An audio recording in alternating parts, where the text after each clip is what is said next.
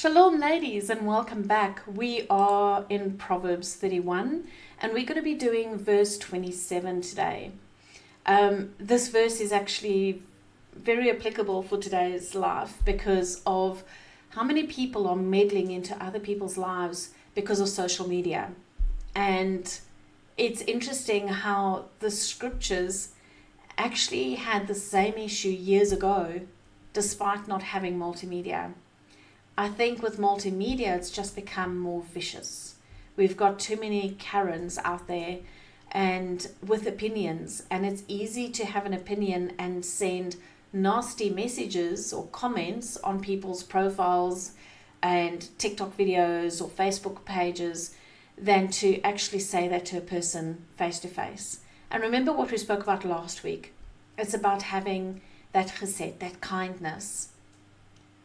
And yes, kindness is not always nice, but kindness still needs to be, you still need to present truth or bring up an issue with kindness, with mercy. So let's jump straight into this. We're going to see in verse 27, a woman of valor creates a home that is a safe refuge by noticing, appreciating and encouraging each member of her home by making it a place of restoration, inspiration, and hospitality.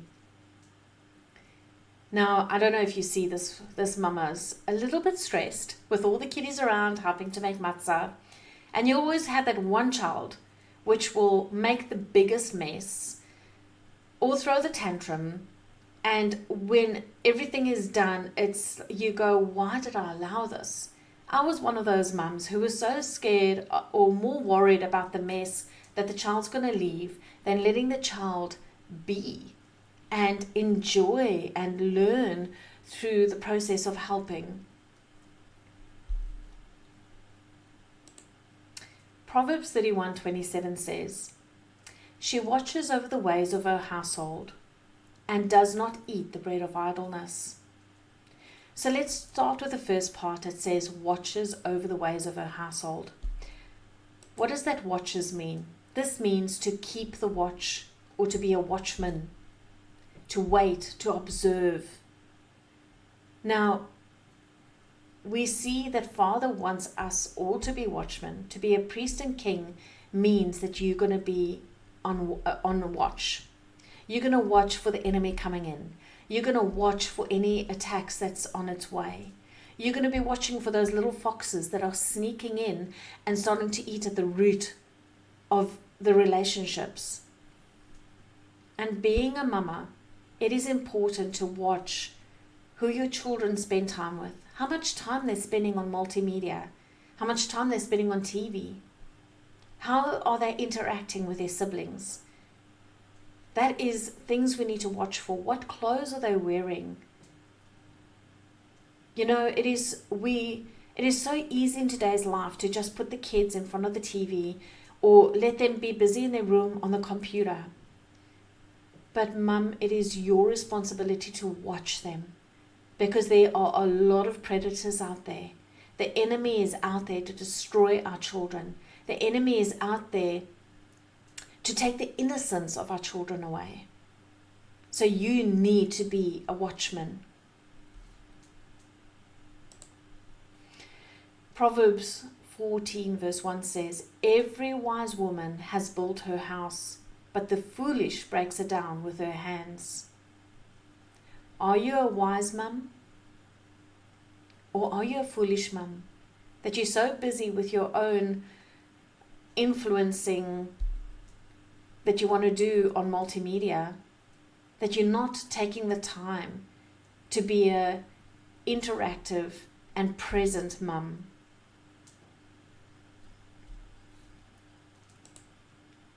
Let's read page 132 to 134 of Valor. Why are we so tempted to fix the lives of others and resist attending to the defects in our own? Every person is born with imperfections and deficiencies. Even though we are each assigned strengths to develop, and weaknesses to overcome. An important part of our mission is to bring restoration to this broken world. This mission is referred to as Tikkun Olam, to repair of the world. Our first task is this most important work is repairing and building our own life. The ripple effect of each soul fulfilling its own potential will bless, heal, and rebuild the broken world around us. When you change yourself, you change the world. This admonition should inspire hope and give direction. It releases me from the pressure to clean up the messes others make, unless it was made on my watch, in my house, or by my own children. Don't think that unless you fix other people, they cannot straighten up and fly right, so to speak. The truth is, when I am living out the life God has given me to live and making the most of every resource He has provided, this will inspire others to begin to build their own lives. Does this mean we don't take notice of needs around us? Of course not. But it does mean that we must not abandon our own house or life in order to fix other people. I notice the tendency for women to ignore their own households and become involved in other person's business. Recall the warning about trying to remove the speck in the brother's eye instead of dealing with the log that is in your own. It is impossible to remove a speck in someone's eye until you are invited to do so. Only then will they agree to hold still, open their eyes wide, and trust you to avoid damaging them in the process. Counsel must be desired for it to be received with an open heart. If I make my own home and my own life beautiful, my neighbor is more likely to ask me to enter hers. Example is the best teacher. Our tendency to abandon the place God intends for us to live and flourish is not a new phenomenon. Solomon warns, "Let your foot be seldom in your neighbor's house, lest he have his full of you and hate you." That is Proverbs 25:17. Apparently, even 3,000 years ago, people tended to meddle in their neighbor's business. Isaiah describes the dismissal scene when God's people had begun to pursue their own drunken self-gratification. They had abandoned the very lives He had ordained for them to live.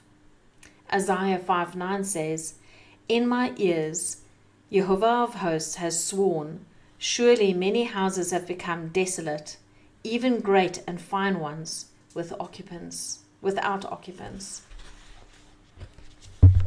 Are you so busy meddling in other people's lives, scrolling on Facebook, trying to become an influencer, that your life, your household, your relationships with your children and your husband are falling apart?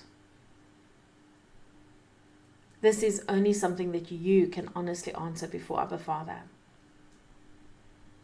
And one thing I can tell you, that if you are addicted to multimedia, if you're a scroller, that is, you are trying to escape life instead of being present and working through that hurt that is affecting you.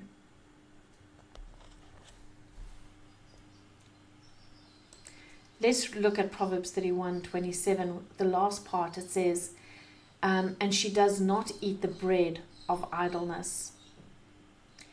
I am seeing more and more in today's life where women, because of this whole feminist movement, want to prove a point that the things that people in the old days, if you want to say it that way, were used to call women's jobs, and things that in the old days used to call men jobs, they want to now take a stand against it and will be adamant not to make food just because, it's not my job. Instead of understanding why they are there, understanding their feminine part that they are supposed to be playing.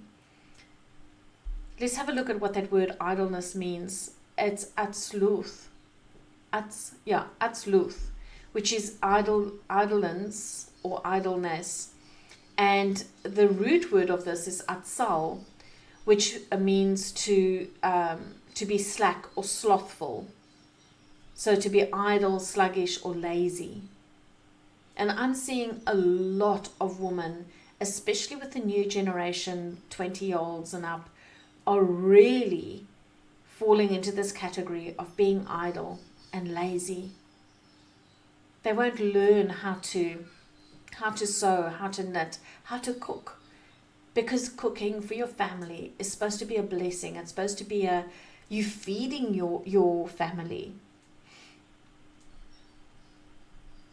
And we know that being idle is dangerous because that's when the enemy gets in.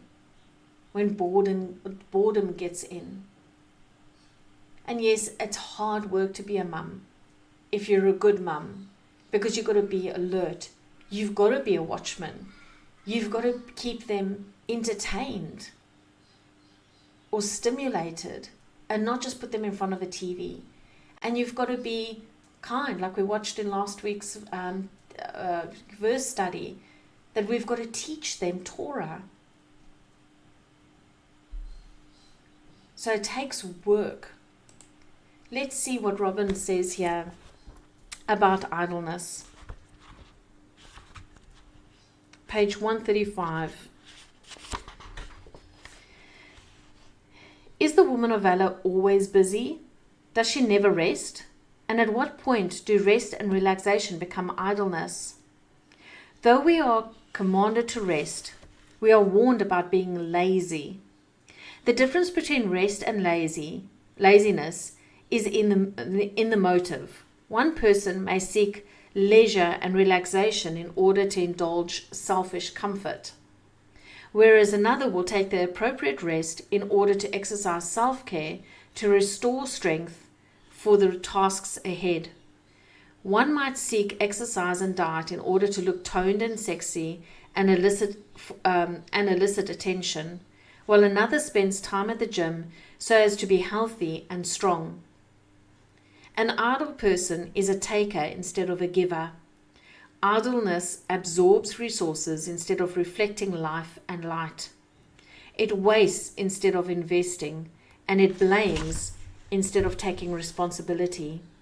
Idleness leads to shame and poverty. This age-old problem is described by Solomon in Proverbs 24:30-34.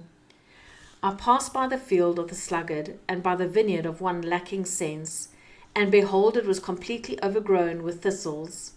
Its surface was covered with nettles, and its stone wall was broken down. When I saw, I reflected upon it. I looked and received instruction. A little sleep, a little slumber, a little folding of the hands to rest. Then your poverty will come as a robber, and your want like an armed man. Too much abundance and free time can distort our perceptions. We consider ourselves as an exception. We imagine we can handle excess. But the wise principle in God's word are timeless and universal, and we must rely upon them for our examples. We easily deceive ourselves and we believe our own lies, but we are the ones who lose out on the abundant life that is intended for us when we disregard signposts of instructions. A life of humility and generosity is satisfying and good. A life of ego-driven ambition and selfishness is always a dead end. Now, the interesting thing that she brings up over here, and you can read it for yourselves later, or if you don't have the book, ask me and I'll send you a photo. But she talks about the woman who went to Elisha, the prophet, and said that she was going to be running out of oil, and and how he gave her instruction and said to her to go and ask her neighbors for vessels. And Father blessed her, filled those vessels. The amount of vessels that she went to go and get is the amount of oil that she got. Are you preparing for the blessing? Are you preparing for Father to invest in your life, to bless you with overflowing? And the only way you can do that is by spending time with Him, by getting the vessels ready. She says here on page 137, this woman, she sought God's instructions. She created space for God's presence to fall within her own life. And she occupied herself with filling the physical vessels with life-giving oil to sustain her household. So how are you preparing?